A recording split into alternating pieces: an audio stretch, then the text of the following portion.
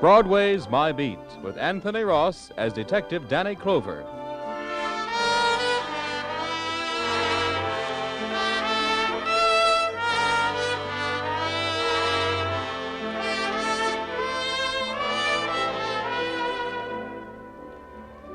Broadway's My Beat, from Times Square to Columbus Circle. The gaudiest, the most violent, the lonesomest mile in the world. That's the street I walk. But today, trouble is waiting for me in the squad room of the 47th Street Station House. Lieutenant Clover? That's me. Well, they Danny Clover. Told me out front I'd find you here. You got to help me. Sure. Hey, by those tags on your shoulders, I see you two fellas are in New York for a convention. What's your trouble? Well, you see, I've never been in the big city before, and, well, I've heard about things like this happening, but I never thought it would happen to me. A girl is trying to blackmail me. Blackmail? That's right.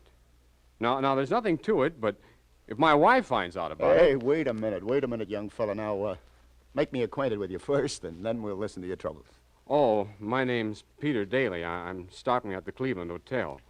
Exactly 2 hours, my wife arrives in New York. Hold on. Where are you from? You sound like Kansas. No, Arkansas. That's close enough. Who's this gent with you here? I'm his friend, Lieutenant. Name is Ben Cotton. Pete asked me to come up here to the station with him, sort of moral support, poor devil. You from his hometown? Yes, sir, Little Rock. We're partners in a little business out there. We've been in New York a week now, Pete and I, attending a convention. Oh, boys. When will you out-of-towners learn how to relax in New York without getting into trouble? You attend a convention, you gotta go unconventional. Oh, sir, I don't even know that girl. She's a stranger to me. Huh?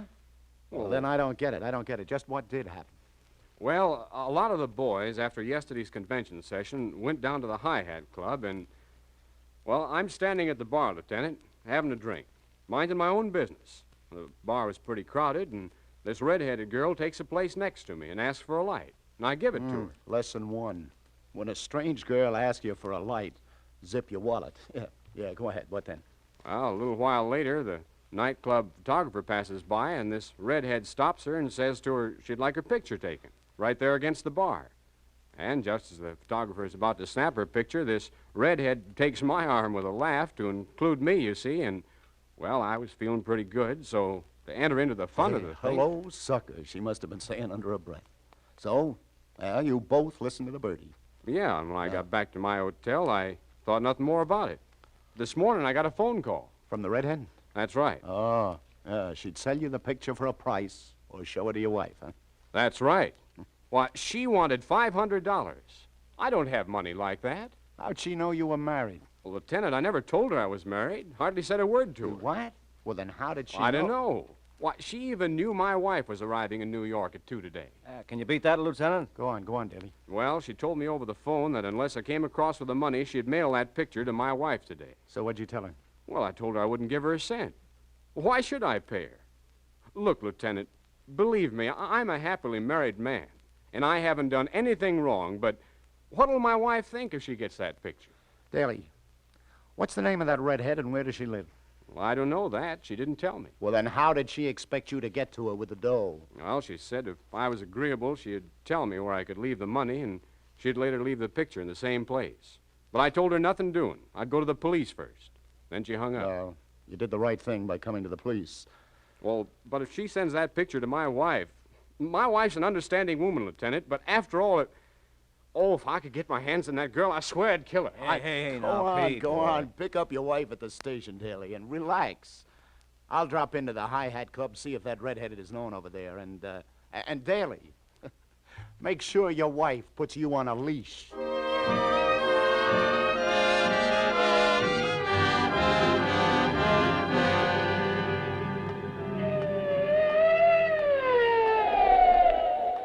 Lieutenant Clover.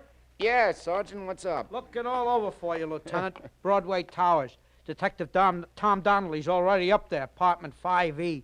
Some dame there, found dead, Lieutenant. Looks like murder. How do you like that? Just when I was staring up at the skyscrapers wishing I was a pigeon. All right, let's go, Sergeant. Broadway Towers.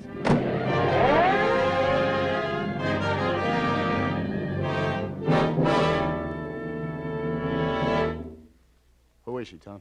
Name Rita Rondell, Danny, according to the building superintendent. Redhead, huh? Yep. Fractured skull. Body was discovered by the super, Yeah. No witnesses. No one seen entering or leaving.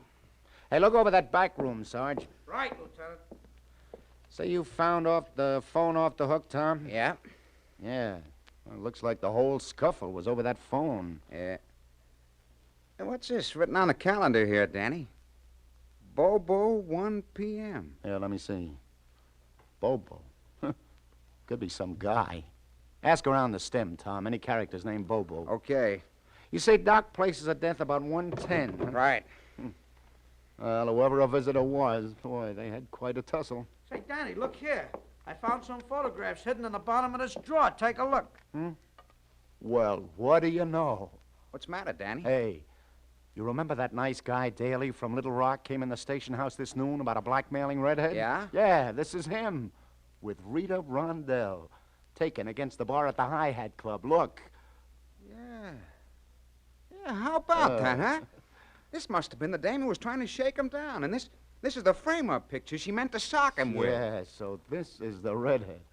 And me, I'm looking all over for her. Open and shut. Remember, he said he'd like to kill her? Never can tell. He didn't look that mad. Well. Like I always say, cherchez le motive and you got your man. Shall I bring him in? Hey, hold your horses, Tom. There's no evidence he had anything to do with this, but I better drop in on him and have a little chat. Question him, huh? Yeah. Anything else turns up, let me know. And check Bobo. Right. I'll keep in touch. Poor Daly. I feel sorry for him. And with a wife just arrived in town. Tom, this is going to be a heartbreaker.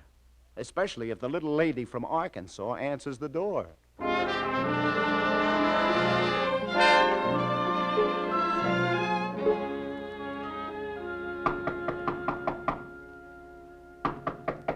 Coming. Just a moment. Mrs. Daly, Yes? is your husband in? Why, yes. He's just lying down for a bit. Who shall I say is... Mrs. Daly, I'm Lieutenant... Well, isn't old Artie? Clean forgot our appointment, fella. Huh? Oh, darling, I want you to meet Art Smith. He was my lieutenant, 3rd Airborne. The old dog. Imagine meeting him at the convention after all these years. Yeah. Mr. Smith, just imagine. You two must be thrilled. I guess New York's the place one meets all Be right with you, Art. I just put on my jacket now. Yeah. Okay, I'll wait. How do you like the little missus, Art? Oh, just fine. Pleased to meet you, ma'am. Step on it, Pete, huh? Won't take a minute, Art. Why? Where are you boys off to? Oh, Cookie, I forgot to tell you. I promised Art I'd have a cup of coffee with him. You know, catch up on the old gang. He leaves for Cincinnati in a little while. Mrs. Daly, does your husband often go to conventions alone? Oh, heavens, no. This is the first time we've ever been separated in the 3 years we've been married. I see. Ben Cotton, his partner, was going too, so there was nothing to worry about. Besides, I know that Peter wouldn't even look at anyone else. Oh, let's go, Art. All right, Peter. Let's go down to that coffee shop and have that little chat.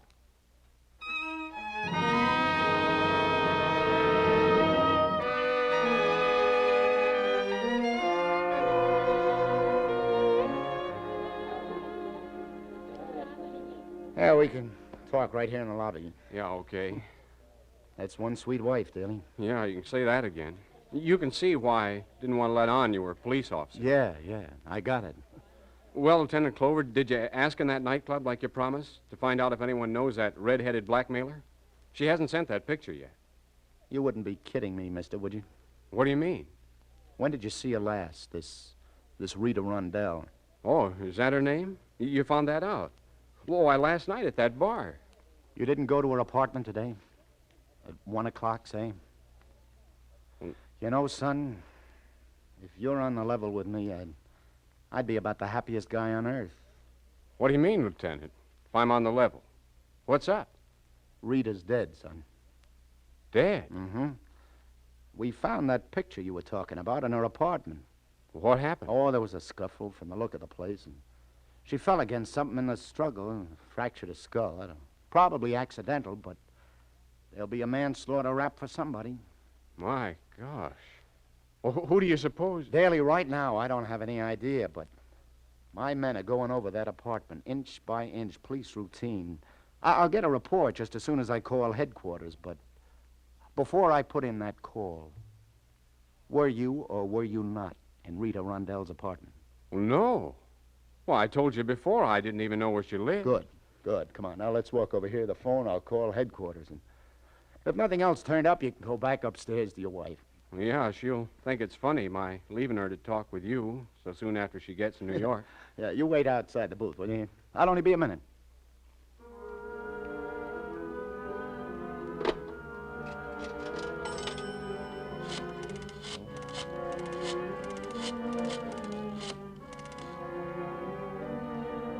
Clover. Sergeant, anything turn up on the Rondell dame's place? Uh-huh. Yeah. I see you. No, you didn't. There's nothing else, huh? Out where? Oh, then he... I see. Thanks, Sergeant. Daly, where's your hat? My hat? Your hat.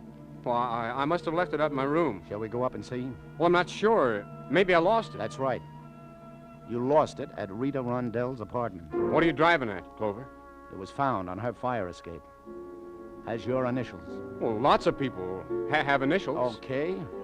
Then let your wife identify it. No, I'll leave my wife out of it. I'll tell you where I lost it. Come to think of it, I remember now. Yeah, at that bar last night where I met her. That's right. I missed it when I got back to the hotel. So either that girl or someone else picked it up and... Well, maybe that explains how... Brother, you killed me. You were wearing that hat in the station house this noon. I'm sorry, Daly. I'll have to take you to headquarters. I'm charging you with manslaughter.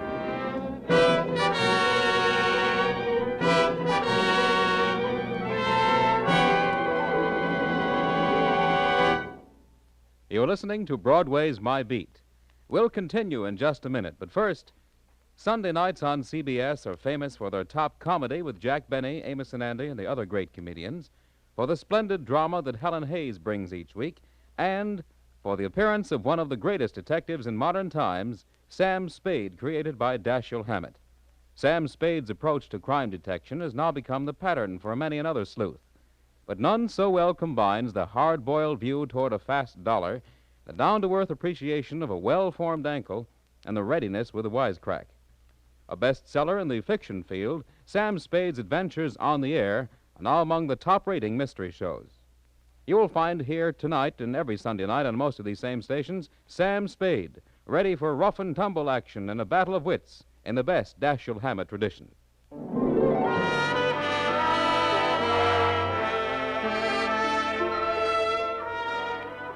And now back to the 16th Precinct and Detective Danny Clover.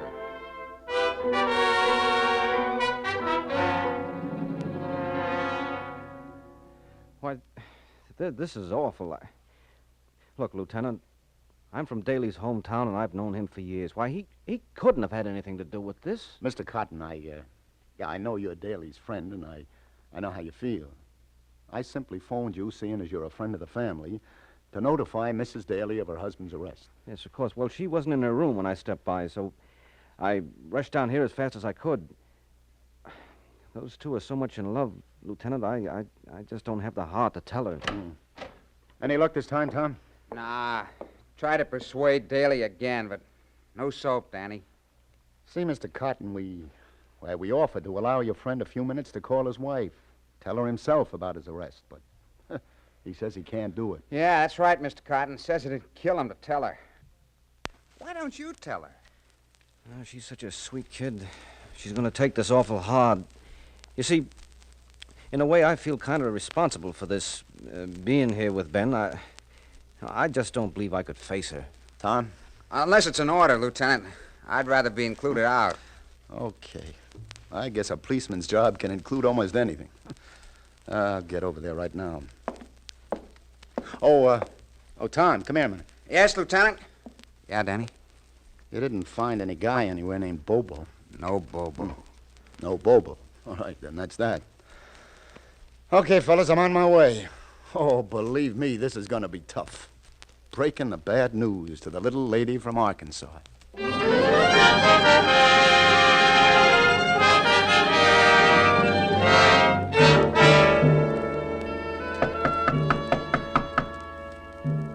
coming, Peter.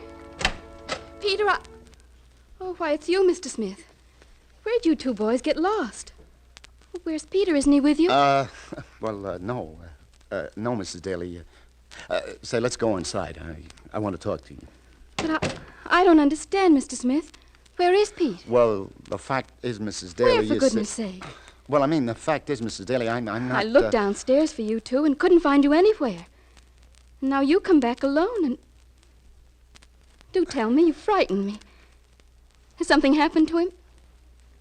Mr. Smith, I thought you had to catch a train. Well, now, you see, that's just what I wanted to explain, Mrs. Daly. Oh, I get it now.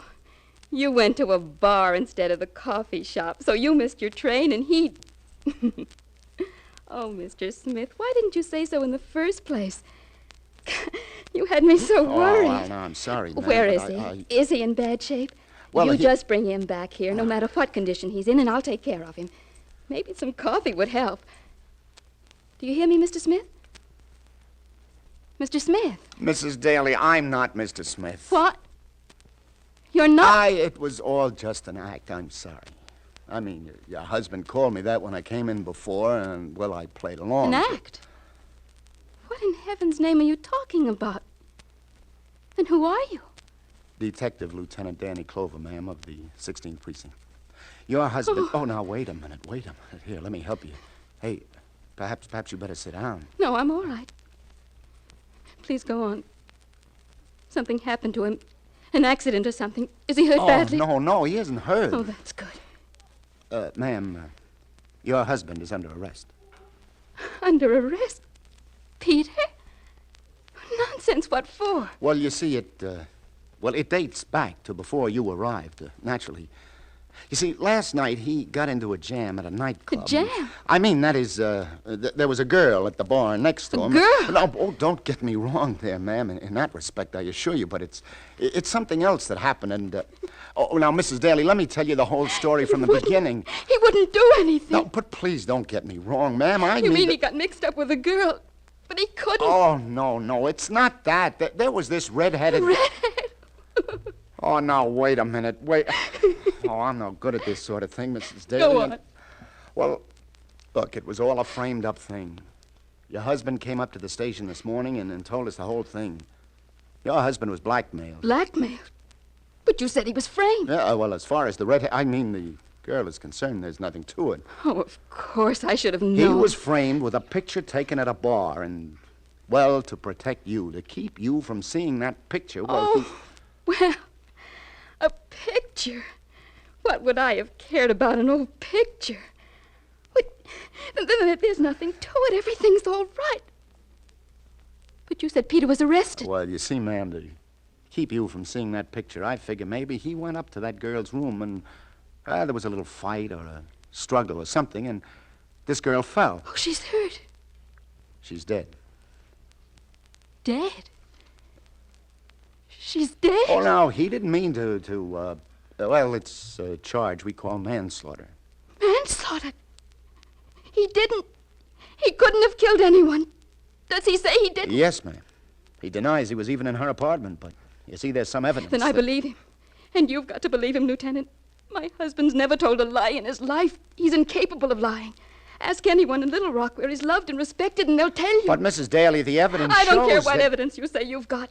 His word's good enough for Look, me. Mrs. Daly... And I'll tell you something else, sir. If he was guilty, he'd have told me so. In our whole married life, he's never held back one single little thing. Lieutenant, my husband didn't kill that girl. And if he says so, he was never even up in her apartment. Well, ma'am, I'm glad to hear you talk like that. I was pretty sold your husband was holding out on me, but maybe there's a chance he was telling the truth. Could be he was framed again. I'll go back and have another talk with him. I'll be praying, Lieutenant. Yeah, Mrs. Daly. You do that.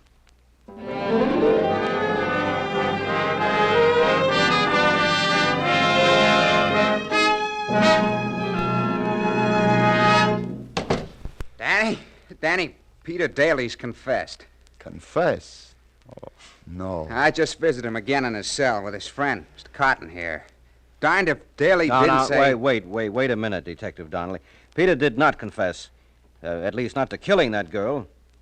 He just admitted that he went up to her apartment and he saw her lying with her head in the kitchenette against a milk bottle. She was already dead. That's an old one, Danny, you know. She was already dead. Lieutenant, you got to believe him. I tell you what.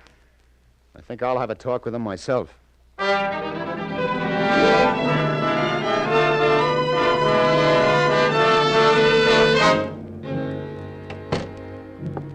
Hello, Daly. They told you, Lieutenant Clover? Yeah. Yeah, so you were holding out on me.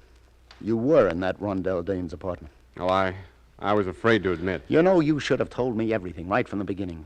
Well, after I left here this morning, I stopped back at the hotel and she called me again. Said she had settled for $25. So I figured it'd be worth that much to get the thing over with. I didn't tell you about it because I was afraid it'd get in the paper. It'll make the papers now, all right. Go on. Well, she gave me her address.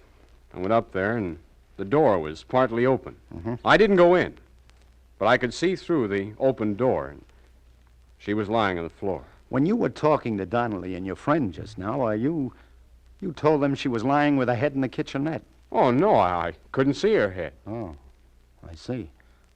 Then what'd you do? Well, then I heard someone coming. I got scared, so I ran down the fire escape. Mm-hmm. Oh, please believe me, Lieutenant. Poor Joan, she comes to New York for once in her life, and this has to happen. Daly, how long have you known this pal of yours? What's his name? Cotton? Yeah. Oh, way back from school days. How does he get along with your wife? Oh, fine. Well, you see, Lieutenant, he and Joan were sort of engaged at one time. Before I met her, that is. Naturally, when Joan and I fell in love... Oh, so that's the way it goes, huh? Did he marry someone else? No. Ben's still a bachelor. Still a bachelor, huh? What's so strange about that? Well, what do you know?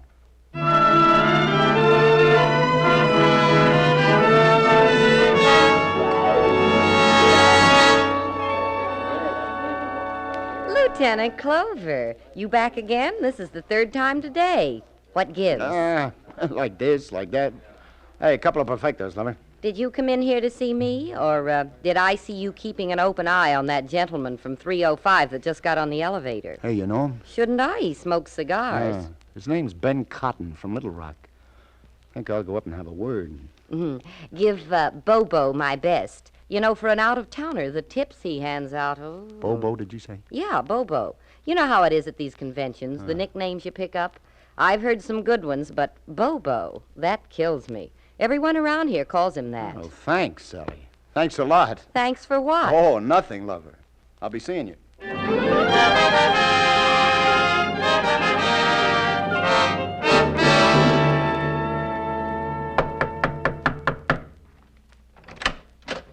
Oh, why, Lieutenant Clover. What's the matter, Mr. Cotton? You going somewhere?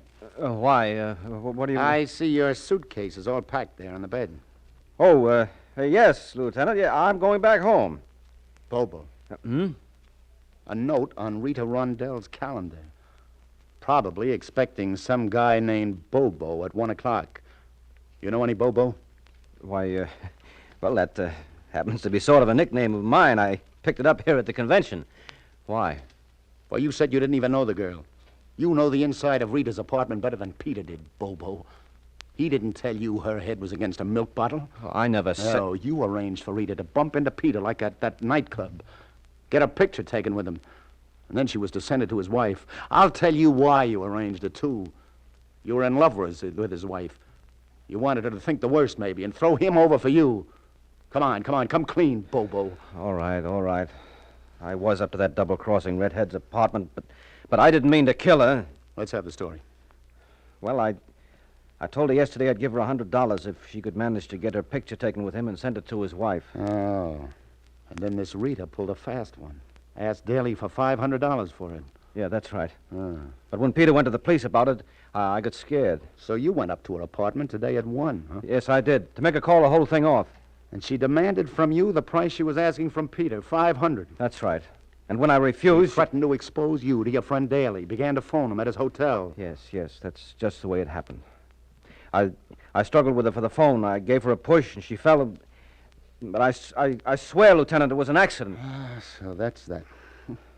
Well, okay, Lieutenant, I'm ready to go to jail. But I don't know what got into me. Trying to do something like that to my best friend. The old triangle, huh? Well, you see, I've been in love with Joan for a long time. Longer than Peter. But he came along and she married him, and, well, ever since I've been hoping and waiting for a chance. Chance to break them up. Yeah, that's right. Yeah. But I didn't mean to go so far. Once I got into it... You got into it, all right. Yeah, I guess I've been a real number one heel, huh? Mister, that's the greatest understatement since... come on.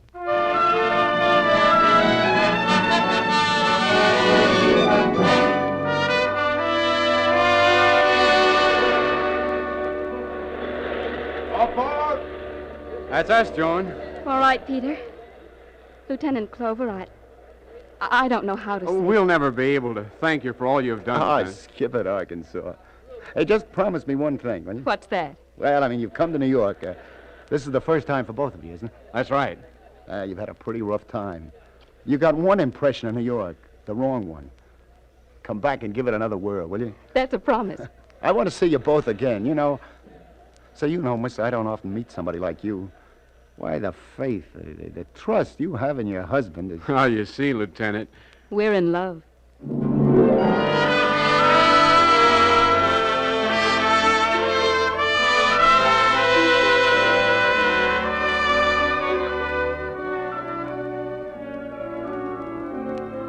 It's getting late now. 1 million lights have gone out. But I'm thinking about people. On Broadway, in Arkansas, good, bad. They get into trouble here like everywhere else. Only maybe here it's just a little bit easier. On the gaudiest, the most violent, the lonesomest mile in the world. Broadway, my beat.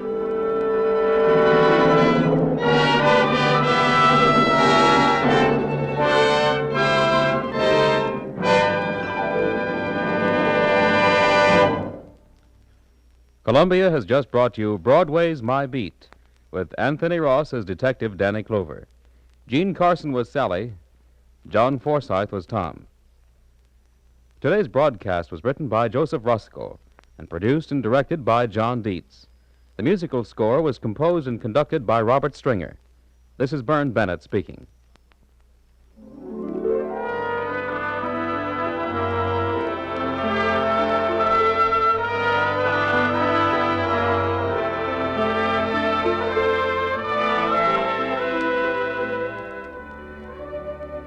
In just a moment, CBS begins the presentation of its 10 great Sunday evening entertainments. In order, tonight, you'll hear Barbara Stanwyck starring on the Prudential Hour, followed by the unsurpassed comedy of Ozzie and Harriet, Jack Benny, and Amos and Andy in succession. Sam Spade takes over next, and then on to Lum and Abner's delightful Jot-'em-Down store in Pine Ridge, Arkansas. Then from Pine Ridge to England, as the First Lady of Broadway, Helen Hayes, brings you Noel Coward's famous motion picture, Brief Encounter. A solid hour and a half of laughs follow, with Eve Arden as the ardent schoolmistress, our Miss Brooks, with J. Carroll Nash as Luigi, and the little Italian immigrant, with the geniuses on It Pays to Be Ignorant. They'll all be heard on most of these same CBS stations, with Jack Benny, of course, coming to you on all of them. So start your stay-tuned Sunday evening with CBS now, as Barbara Stanwyck stars on the Prudential Hour. This is CBS, the Columbia Broadcasting System.